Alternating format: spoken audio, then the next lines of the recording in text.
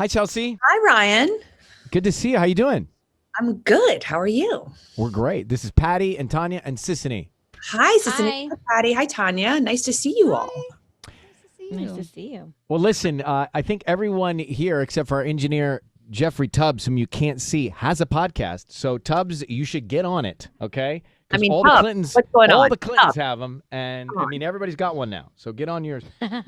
It's great to have you on with us, and this podcast we're going to get to in a second. But first of all, I'm just curious. I feel like you're very plugged into what's going on. You're well informed, obviously. What is the thing that you find best in terms of a tool to stay up on everything that's going on in this velocity of news cycles that we're in?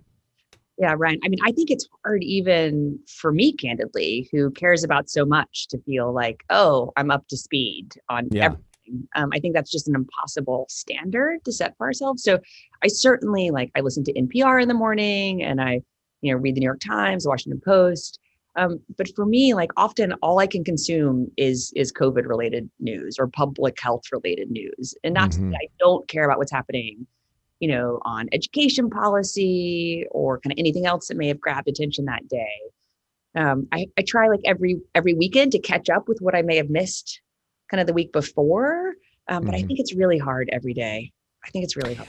I find that sometimes I'll read a news app and realize it didn't update. And I read the news from a month ago. Yeah. Does that ever happen? And I actually think it's current. Weeks, yeah. Yeah.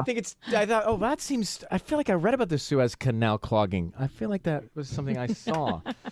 All right, so let's talk about this podcast because you are covering a lot of candor in it and some different topics for women as well that aren't talked about so much. So tell us about it.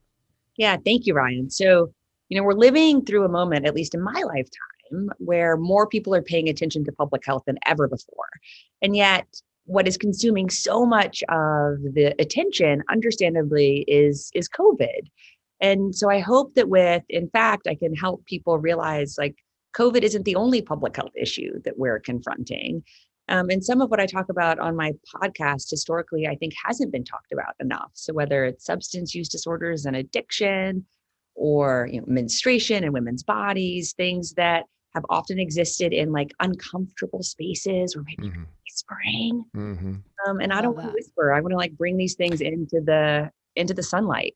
Well, you talked with Dax Shepard on the podcast recently and about the transparency that he has as a parent about his addiction and his relapse. And he was saying, I think, daddy was a bad boy. He was taking pills from surgery. Then he got his own pills and bad, dad.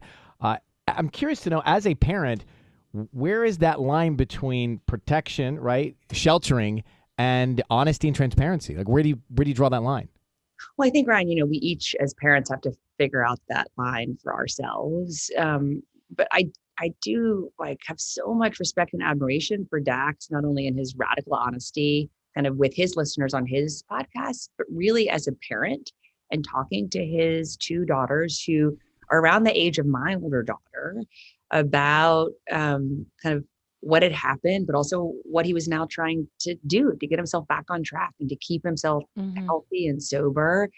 And I think we need to have more conversations with parents who are not just kind of role modeling that and what they're talking about, but actually can draw on their lived experiences of talking, really to their kids, to their family members of how they talk about a substance use disorder, how they talk about a sexually transmitted infection, or how they talk about even, I maybe made a decision I shouldn't have made and now I have COVID. And right. Just think we need to normalize having these conversations publicly, for those of us who have platforms to hopefully just help people understand how to have those conversations privately, with their own families, with their own friends. Chelsea Clinton is with us. The cool thing about the podcasting is there's so many niche conversations going on where you can glean information.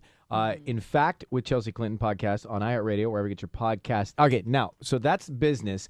If you're in the Clinton family, I'm thinking about the Osmonds and the Bradys and the other famous families. What would be the other famous family you'd want to be a part of if you weren't a Clinton? Ooh, any of the families that could sing, because I right at all.